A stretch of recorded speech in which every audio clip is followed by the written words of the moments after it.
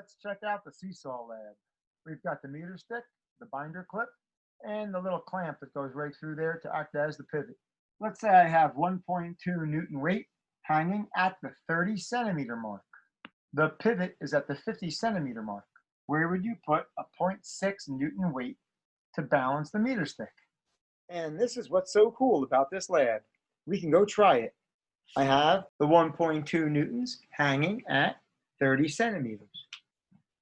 I got it to balance with 0.6 Newtons of water at 90. Well, what does that mean? We have a distance over here of 20 and a distance going this way of 40. Well, it looks like the weight should go right here at 90 centimeters. I can call this F1, that F2, call that D1 and D2. Well, everybody seemed to come up with a formula for this, and one way or another, you can work it out. Hopefully you realize that it's not the number on the meter stick that matters, but the distance from the pivot. The weight is cut in half, and the distance doubled. Some kids played around with this and came up with F1D1 equals F2D2. Let's see if it works. We fill in our numbers. On the left side, we get 24 Newton centimeters. That's a Newton times a centimeter. Hey, that's exactly what we get on the right side. It's balanced. Well, will it work if we change the weights? So now I've got 75 grams, including the clips and the wooden block, and I adjusted the water so I have 25 grams in the bottle with the clips. Hey, that doesn't look too good. I've got 10 centimeters and 20 centimeters. Okay, that's better, 10 centimeters and 30 centimeters. Well, that makes sense because that's 75 and that's only 25. Yeah, so we have 0.75 newtons, 0.25 newtons, and we got it to balance at 10 centimeters and 30. Plugging in all the numbers. Hey, the formula looks like it's working out great. Well, in physics, this quantity of force times a distance, we give that the name torque. This torque makes the meter stick want to rotate counterclockwise. The torque on this side wants to make the meter stick rotate clockwise. Well, if they're equal, they cancel out, and the meter stick is balanced. We can say the torque counterclockwise equals the torque clockwise. Now, there's something special about the force and the distance arrangement on our diagram. Notice that this force is down and the distance is sideways. They're at a right angle to each other. So sometimes you'll see the perpendicular symbol here in the formula. Well, now how are you going to handle a third weight? Well, some of you figured that maybe we should label D1 out to the first force, D2 out to the second force, and D3 from the pivot out to the third force. So now I've got 100 grams, including the clips, 75 grams, and 25 grams. How's that look? Pretty balanced. So we have a distance over here of 21 centimeters, a distance this way of 15, and a distance all the way out to here of 40. Let's see how that works out with the math. And here we have the three weights.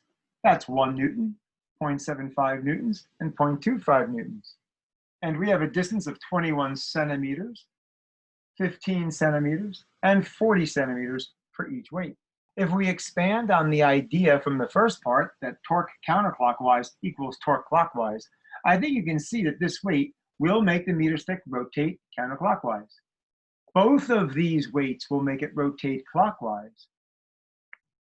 So we can say that F1 times D1 on this side could be equal to F2 times D2 plus F3 times D3 on that side. Well, that's a lot of data. Let's take a look. That's 1 Newton times 21 centimeters. Let's see how close it is to 0.75 newtons times 15 centimeters plus 0.25 newtons times 40 centimeters. Well, that's 21 Newton centimeters equals 21.25 Newton centimeters on this side. That's about as close as we're going to get this. Well, that last part is a little tricky. I'm going to put a 1 Newton weight at the 95 centimeter mark. Certainly this thing is not going to balance, but that's the challenge. Can you get it to balance with just 1 weight? Now some kids figured out that, yeah, you'd have to just move the pivot. So let's go take a look. Well, it took a little playing around, but I finally got this whole thing to balance. I had to put the pivot at about 81.3 centimeters, and I put the 100 grams out at 95. Well, how the heck does that work? So I've moved the pivot over to 81.3. How do we set up the math? If we say the torque counterclockwise going around this way is equal to the torque clockwise going this way, we'll use that force on the clockwise side. Well, D1 is measured from the pivot over to that force. That's going to be 13.7 centimeters. But what goes on the other side? It's got to be the weight of the meter stick. That's the only thing that's out here. Now, where do you think that weight of the meter stick should go? A lot of you figured right in the middle, and that's right, because it's a uniform stick. It's the same density everywhere, so you can place the weight right in the middle. Now we can see that that weight is going to miss the pivot by a distance of D2 and make the meter stick want to rotate counterclockwise. Well, that makes D2 31.3 centimeters. And that works out to be 0.44 newtons.